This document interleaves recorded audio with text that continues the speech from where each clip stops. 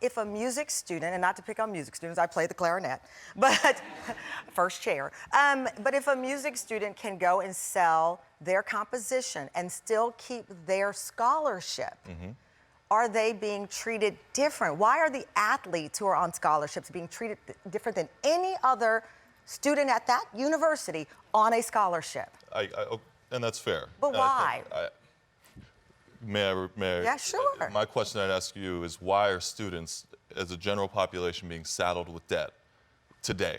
Debt but now you've gone on Bernie Sanders. I'm trying to keep it to this one issue. I hear you, but what I would respond is, we're trying to compare issues, and what I'm saying is that the student body, as a general matter, is saddled with student debt. It is a national crisis, and right now we're talking about paying student athletes when it actually, as a matter of fact, will come at a cost to student athletes that we don't like to think about. Right. The truth is that the last segment ended with, we think that men should be paid. We think that these young men should be paid. And I want everybody to listen. No, that's not fair, because you said athletes. No one singled out. I know you're concerned about the gender equality of it. I am. But that's not what she said. She said student athletes, not men versus women.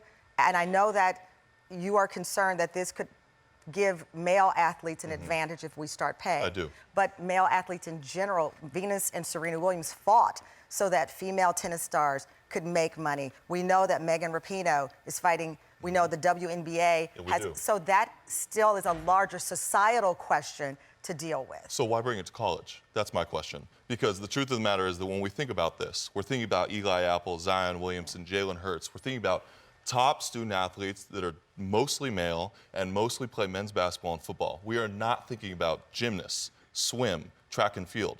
Those student athletes, do not get me wrong, will not be paid. Largely will not be paid. In fact, they may lose the opportunity to even attend a university to play their sport that they have given the sweat, blood, and tears, just like men's basketball and football players have. Now, here, for example, if the people in this audience that are listening, if they do not know who Sabrina Ionescu is, that is my exact example, because she is the greatest women's basketball player playing right now at the University of Oregon. And if you don't know who that is... But again, going back to, and again, there's one conversation as it relates to gender equality and pay, but when she goes off to play professional, she will still make less than Kevin Durant on any day. And so why should she make less than less talented men's basketball players at her same university? Because that's the inequality that we're bringing to the college level. Because the university banks more on men's basketball, bringing in the dough for them.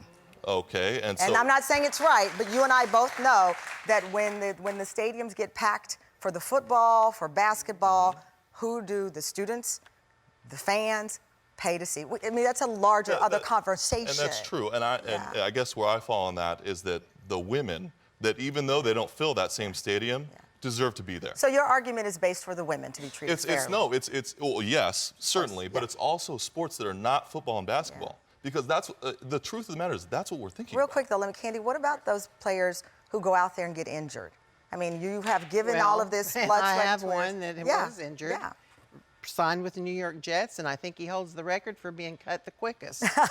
Thanks, Mom. No, but on a college level, they're getting out there, they're playing, they're putting their bodies on the line to get injured. And he has that argument. He does have that argument. Is it a valid one? I still don't think so, no. And I'll tell you why. Because I feel that the boosters have driven the salary for the coaches. The players are part of that, yes. When they go out, it's like you're going out to a theater and they are performing, and I agree with that. Okay, what about just paying them $100 a month, a week, or whatever?